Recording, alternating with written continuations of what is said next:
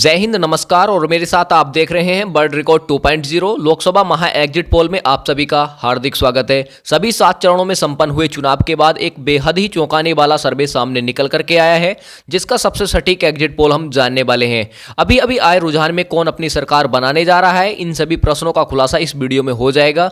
जी हाँ दोस्तों, वीडियो को पूरा जरूर देखें और आपको पता चल जाएगा कि अब की बार देश में कौन सरकार बनाने जा रहा है। ये कहें कि अब की बार प्रधानमंत्री कौन बनने जा रहा है। क्या अब की बार प्रधानमंत्री तीसरी बार बनेंगे नरेंद्र मोदी, या फिर अब की बार प्रधानमंत्री बनेंगे राहुल गांधी, या फिर अन्य दल का कोई नेता। इन सभी प्रश्नों का खुलासा इस वीडियो में हो जाएगा। 1 जून तक हमने सभी राज्यों का बहुत ही सटीक ओपिनियन पोल देखा, जिसमें से देखा जा रहा था कि लगातार कांग्रेस गठबंधन अर्थात इंडिया गठबंधन अपनी मजबूत स्थिति के साथ बढ़त बनाए हुए चल रहा था। वहीं भाजपा गठबंधन अर्थात एनडीए को बहुत बड़ा झटका लगता हुआ नजर आ रहा था।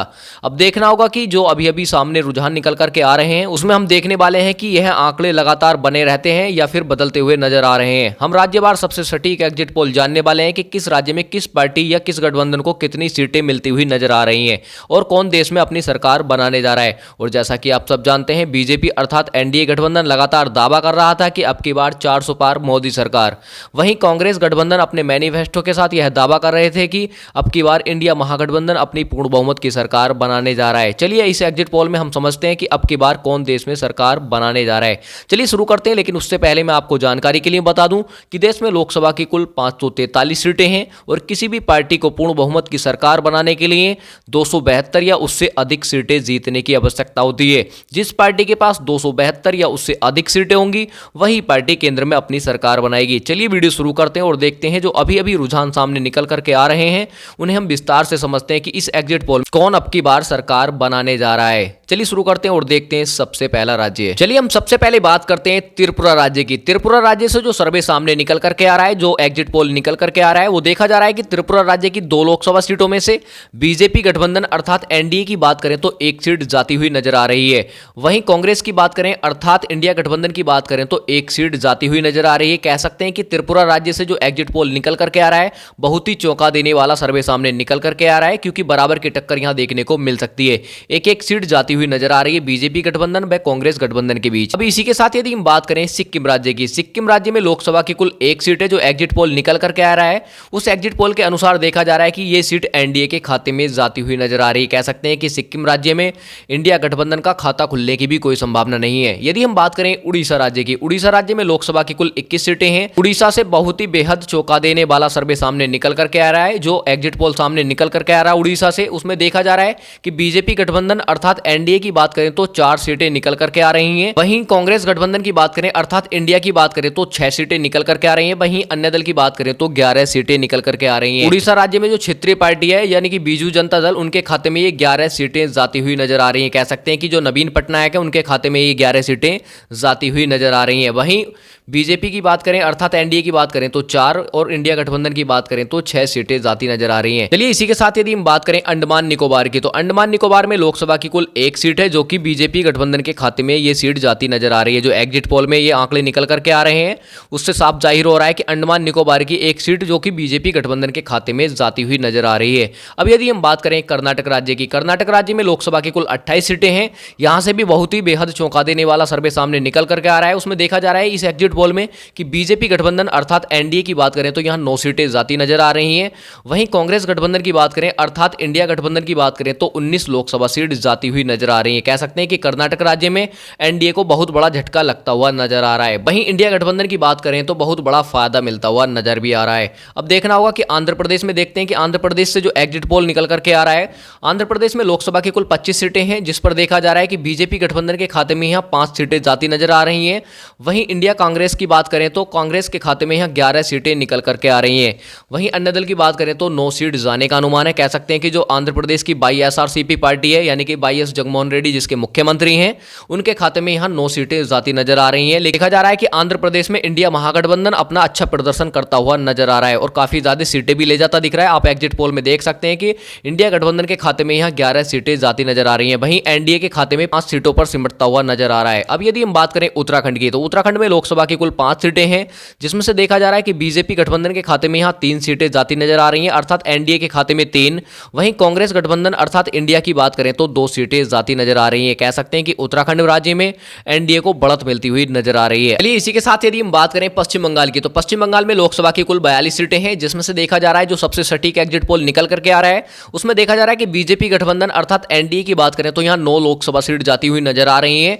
वहीं कांग्रेस की बात करें अर्थात इंडिया की बात करें तो 33 लोकसभा सीट जाती हुई नजर आ रही हैं। और जैसा कि आप सब जानते हैं पश्चिम बंगाल की जो मुख्यमंत्री हैं ममता बनर्जी, वो इंडिया गठबंधन के साथ मिलकर लड़ रही हैं, यानी कि तृणमूल कांग्रेस पार्टी और इंडियन नेशनल कांग्रेस पार्टी दोनों मिलकर के लड़ रही हैं, जिसके चलते यहां इंडिया गठबंधन को काफी ज्यादा फायदा मिलता हुआ नजर आ रहा है।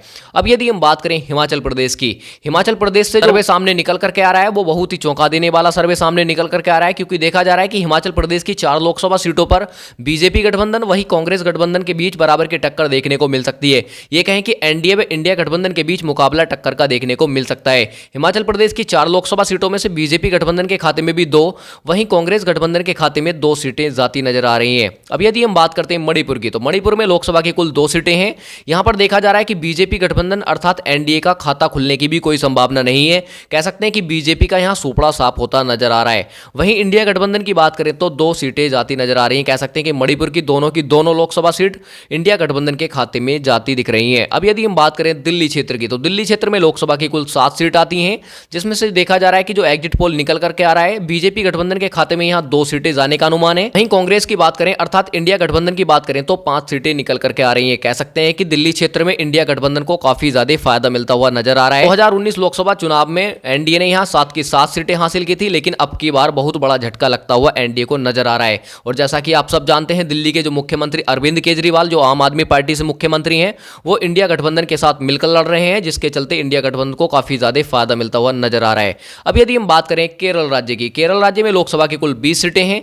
यहां पर देखा जा रहा है कि बीजेपी गठबंधन अर्थात एनडीए की 1 सीट आने का अनुमान है। वहीं इंडिया गठबंधन की बात करें तो 19 लोकसभा सीट जाती नजर आ रही है। कह सकते हैं कि केरल राज्य में बीजेपी की लुटिया डूबती हुई नजर आ रही है, क्योंकि 1 सीट पर ही बीजेपी यहां सिमटती हुई नजर आ रही है। वहीं कांग्रेस गठबंधन की बात करें तो यहां 19 लोकसभा सीटों पर बढ़त बनाए हुए चल रहा है। अब यदि हम बात करें पुदुचेरी की, पुदुचेरी में लोकसभा की कुल 1 सीट है, जो कि एनडीए के खाते में जाती नजर आ रही है। इंडिया गठबंधन का यहां खाता भी खुलने की कोई संभावना नहीं है। अब यदि हम बात करें झारखंड की, तो झारखंड में लोकसभा की कुल 14 सीटें हैं, जिस पर सबसे सटीक एग्जिट पोल जो निकल करके आ रहा है उसमें देखा जा रहा है कि बीजेपी गठबंधन के खाते में यहां 7 सीटें अर्थात एनडीए की बात करें तो 7, वहीं इंडिया गठबंधन की बात करते हैं तो 7 सीटें जाती नजर आ रही हैं। कह सकते हैं कि झारखंड में 14 लोकसभा सीटों पर मुकाबला टक्कर का देखने को मिल सकता है। अब यदि हम बात करें मेघालय राज्य की, मेघालय राज्य में लोकसभा की कुल 2 सीटें आती हैं, जिस पर देखा जा रहा है कि एनडीए वहीं इंडिया गठबंधन की बात करें एनडीए व इंडिया गठबंधन के बीच मुकाबला टक्कर का देखने को मिल सकता है। ये कहें कि मेघालय की 2 लोकसभा सीटों में से एनडीए के खाते में भी, वहीं इंडिया गठबंधन की बात करें तो 1 सीट जाती हुई नजर आ रही है। यदि हम बात करें अरुणाचल प्रदेश की, तो अरुणाचल प्रदेश में लोकसभा की कुल 2 सीट आती हैं, जिस पर देखा जा रहा है कि बीजेपी गठबंधन अर्थात एनडीए की बात करें तो 1 सीट जाती नजर आ रही है। वहीं इंडिया गठबंधन की बात करें तो 1 सीट जाती नजर आ रही है। कह सकते हैं कि अरुणाचल प्रदेश में भी मुकाबला एनडीए व इंडिया गठबंधन के बीच मुकाबला टक्कर का देखने को मिल सकता है। अब यदि हम बात करें नागालैंड की, नागालैंड में लोकसभा की कुल 1 सीट है, जो कि इंडिया गठबंधन के खाते में ये सीट जाती नजर आ रही है। बीजेपी गठबंधन का खाता खुलने की भी यहां कोई संभावना नहीं है। यदि हम बात करें राजस्थान की, तो राजस्थान में लोकसभा की कुल 25 सीटें आती हैं, जिसमें से देखा जा रहा है कि बीजेपी गठबंधन अर्थात एनडीए की बात करें तो यहां 15 सीटें जाती नजर आ रही हैं। वहीं कांग्रेस गठबंधन अर्थात इंडिया की बात करें तो 10 सीटें जाती नजर आ रही हैं। कह सकते हैं कि राजस्थान राज्य में भी एनडीए को काफी ज्यादा फायदा मिलता हुआ नजर आ रहा है। वहीं इंडिया गठबंधन को नुकसान का सामना करना पड़ सकता है। अब यदि हम बात करें असम राज्य की, असम राज्य में लोकसभा की कुल 14 सीटें हैं, जिसमें से देखा जा रहा है कि बीजेपी गठबंधन अर्थात एनडीए की बात करें तो 7 सीटें, वहीं कांग्रेस गठबंधन की बात अर्थात इंडिया की बात करें तो 7 सीटें जाती नजर आ रही हैं। कह सकते हैं कि असम राज्य की 14 लोकसभा सीटों पर एनडीए व इंडिया गठबंधन के बीच मुकाबला टक्कर का देखने को मिल सकता है। अब यदि हम बात करते हैं गुजरात राज्य की, गुजरात राज्य में लोकसभा की कुल 26 सीटें आती हैं, जिसमें से देखा जा रहा है कि एनडीए के खाते में यहां 17 सीटें जाती नजर आ रही हैं।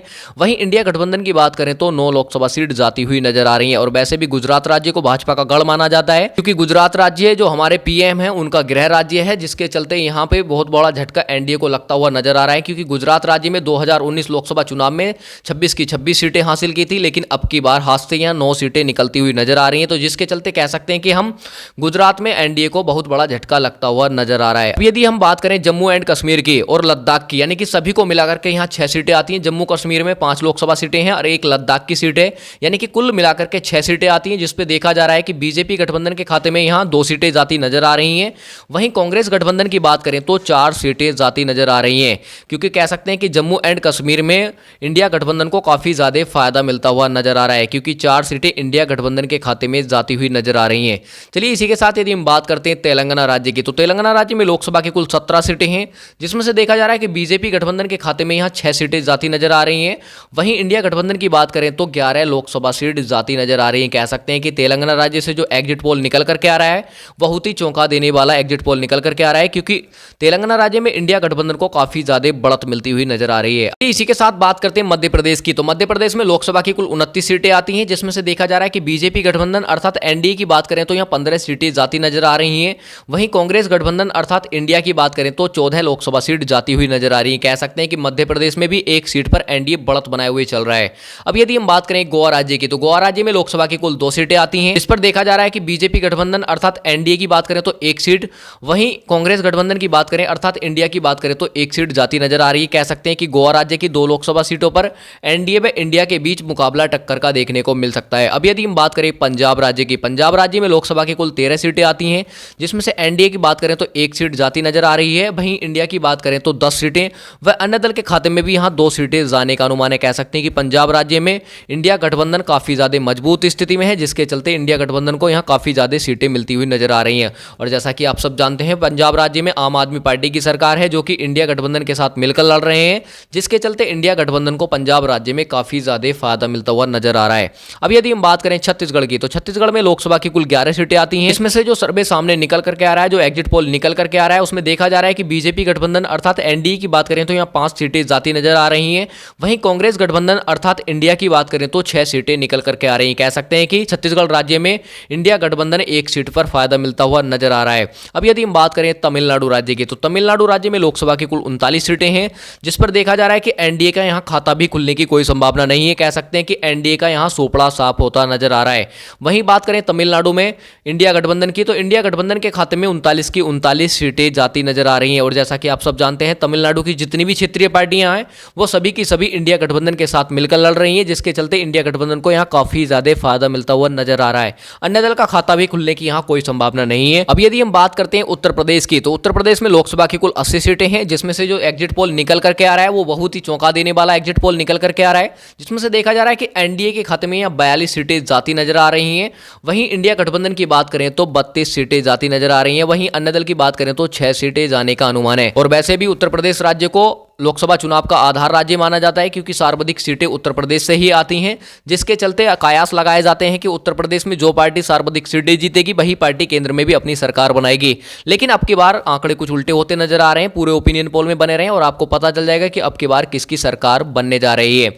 जी हां, उत्तर प्रदेश में देखा जा रहा है कि उत्तर प्रदेश की 80 लोकसभा सीटों में से एनडीए के खाते में 42, वहीं इंडिया गठबंधन की बात करें तो 32, व अन्य दल की बात करें तो 6 सीटें जाती नजर आ रही हैं। तो कह सकते हैं कि उत्तर प्रदेश राज्य में एनडीए लगातार बढ़त बनाए हुए चल रहा है, क्योंकि 42 सीटों पर यहां देखा जा रहा है कि 42 सीटें एनडीए के खाते में जाती नजर आ रही हैं। यदि हम बात करें 2019 लोकसभा चुनाव की, तो 2019 लोकसभा चुनाव में एनडीए ने 62 सीटें हासिल की थी, लेकिन अब की बार बहुत बड़ा झटका लगता हुआ नजर आ रहा है, क्योंकि 20 सीटें हाथ से निकलती हुई नजर आ रही हैं। अब देखना होगा कि किसकी सरकार बनेगी। पूरे ओपिनियन पोल में जरूर बने रहें। अब देखते हैं अगला राज्य। अगला राज्य आता है हमारा बिहार। बिहार राज्य से जो सीटें आती हैं वो 40 सीटें आती हैं, जिसमें से देखा जा रहा है कि जो एग्जिट पोल निकल करके आ रहा है उसमें देखा जा रहा है कि एनडीए के खाते में 18 सीटें जाती नजर आ रही हैं। वहीं कांग्रेस गठबंधन की बात करें अर्थात इंडिया की बात करें तो 21, व अन्य दल के खाते में यहां 1 सीट जाने का अनुमान है। कह सकते हैं कि बिहार राज्य में भी एनडीए को बहुत बड़ा झटका लगता हुआ नजर आ रहा है, क्योंकि बिहार राज्य में 2019 लोकसभा चुनाव में 39 सीटें हासिल की थी, लेकिन अब की बार बहुत बड़ा झटका एनडीए को लगता हुआ नजर आ रहा है। अब यदि हम बात करते हैं महाराष्ट्र राज्य की, तो महाराष्ट्र राज्य में लोकसभा की कुल 48 सीटें हैं, जिसमें से जो एग्जिट पोल निकल करके आ रहा है उस पर देखा जा रहा है कि एनडीए के खाते में यहां 17 सीटें जाने का अनुमान है। वहीं इंडिया गठबंधन की बात करें तो 29, व अन्य दल के खाते में यहां 2 सीटें जाती नजर आ रही हैं। कह सकते हैं कि महाराष्ट्र में इंडिया महागठबंधन काफी ज्यादा बढ़त बनाए हुए चल रहा है, जिसके चलते यहां इंडिया गठबंधन काफी ज्यादा सीटें मिलती हुई नजर आ रही है। कह सकते हैं कि महाराष्ट्र राज्य में इंडिया गठबंधन को काफी ज्यादा बढ़त मिलती हुई नजर आ रही है। इसी के साथ बात करते हैं हरियाणा राज्य की, तो हरियाणा राज्य में लोकसभा की कुल 10 सीटें हैं, जिसमें से देखा जा रहा है कि एनडीए के खाते में 4, वहीं इंडिया गठबंधन की बात करें तो 6 सीटें जाती नजर आ रही हैं। यदि हम 2019 लोकसभा चुनाव के आंकड़ों की बात करें तो हरियाणा राज्य में एनडीए ने 10 की 10 सीटें हासिल की थी, लेकिन अब की बार बहुत बड़ा झटका एनडीए को लगता हुआ नजर आ रहा है, क्योंकि 2024 लोकसभा चुनाव में 6 सीटें हाथ से निकलती हुई नजर आ रही हैं, जिसके चलते इंडिया गठबंधन को काफी ज्यादा बढ़त मिलती हुई नजर आ रही है, काफी ज्यादा फायदा मिलता हुआ नजर आ रहा है।